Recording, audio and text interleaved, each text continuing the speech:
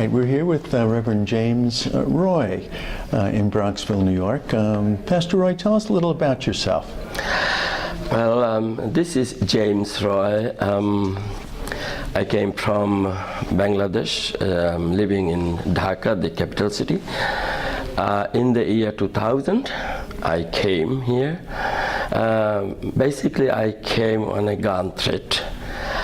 Because in Bangladesh I had been working as church planter.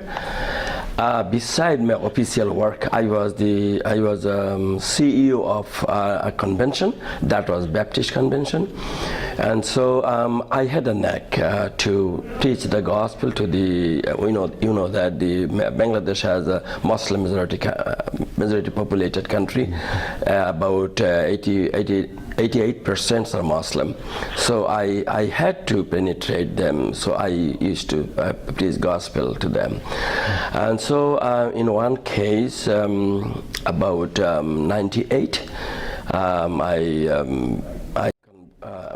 about 40 families from Islam converted to Christianity, and that was the root cause. And one day I was doing some worship service with them, and they got me, and so this news was published in the newspaper,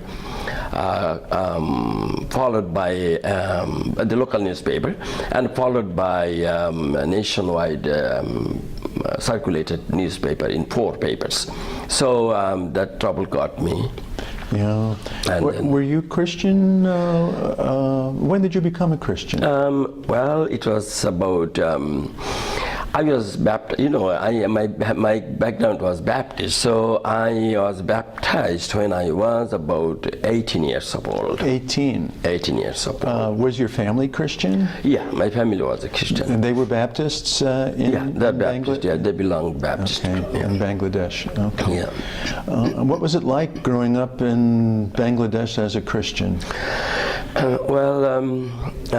When I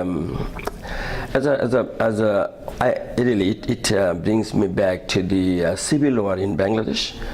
I was involved in that process. In the year 71, in the month of December, before Christmas, I thought that I would be killed in the war field anytime because I was a freedom fighter. So it was dangerous for you to be a Christian. Yes. Yes. You could be killed at any time. Yeah, right. Because in the year 98, my name was published in the newspaper. So. Published as what? As a pastor? As a evangelist? As a pastor. It's a news. My name was there that I converted people. That you were so in Bangladesh, people. Converting people is really a troublesome thing. So they got me. The intelligence branch interviewed me and asked me many questions. They preached our bank balance of the convention for about 6 months. And so in our convention there was college, high schools, primary schools, clinic, hospitals. There are 2 major hospitals. One is leprosy hospital, and we are the pioneer in Bangladesh. And they stopped your bank account. Yeah, they stopped our bank, freezed my bank account for 6 months. Wow, so that must have been difficult. What about as a child growing up? Well, and the child, as a Christian. Yes. My parent led me to God, because from the early childhood, I remember my mother and my father took all of us. We have 5 brothers, so took all of us to the church. So we went to the church together. But what about outside the church? How did the other children? Outside the church, like in Bangladesh, really, other than Muslims, they are they are considered as a second-class citizens. So in every steps, in everywhere, there might be some kind of teaching to the non-Christian, non-Muslims. Sometimes, having, using bad word, or dehumanizing. Did that happen to you? Yeah, it has happened to me. Tell us about that. Well, first of all, when I was working as a pastor, sometimes the neighbor, they are Muslims, they came and they said, "What are you doing? Why are you preaching? Why do you go to the church? You better become Muslim, because you are all Muslim, you see." So this kind of teaching and that kind of things they used to tell me. How did you get to the United States? And that's I told you before that on a gunpoint when my name was published in the newspaper. Then I was caught by them, by the people, and the Muslims, fanatic Muslims, and the government people too, the intelligence branch. And then in one stage in the month of December 1999, I was just from office I was going back to home from my office, and very near to my house, 3 people attacked me, and one put a gun on my forehead. So they said that you have to leave your preaching or your Christianity, or you have to leave this country. We cannot spare you. Because when they was talking to me, a group of people was coming, and it is on the street. So they just disappeared all of a sudden. And so I thought that, well, my life is not, because afterward I found I had been followed by unknown people. So I thought that maybe I will be killed, so better leave. So I left my job, everything, and I came to. You were married then? Yeah, I was married. I was a father of 2 children. 2 children? 2 children. And how did you get to the U.S.? Well, because I had, my post was the General Secretary and General Pastoral Superintendent. It's like a CEO of the convention, Baptist Convention, about 200 years old. It was founded by Dr. William Carey of Britain.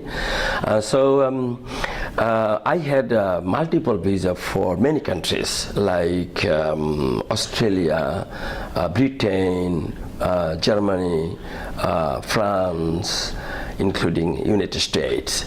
So I thought that, well, I had to flee, and then I thought that I would come here first, and then I came. I just came. By yourself or with the family? By myself, yes. You came by yourself? Yeah, because I had the multiple visa. And how did you support yourself when you came here? When I came, first I thought that, well, I think that I have done much for my Lord. I think now, let me find my own way. And one day, right after my arrival, 2 weeks after my arrival, it's like about 15 days after my arrival in the United States, in the New York, I was taking a train, subway, just to relax. It was, I think it was on Monday. And I was just get off at Jamaica, and then I came up, and I was walking, and all of a sudden, a person stood in front of me and said, "Can I talk to you?" I'm so, "I don't know you, and you don't know me. Is there any way that we can talk?" And he said, "Yes, because I'm a pastor, and don't worry about that. I feel that I have to talk with you." Was this an Anglo guy or? No, he was a Guyanese. He was Pastor Udit. He is now with the Lord, but he was Pastor Udit. Yeah, he was going to his pastor. church, Yeah. and I just met him. And then he said, "Well, I'm a pastor, and that's my church, and would you please go with me and have a cup of coffee with me?" And then I said, "Why you wanted to talk with me?" And said, "Look, to see you, I thought that you could be from Bangladesh or from Pakistan or from India. We had been looking for a person who can preach gospel to the Muslims.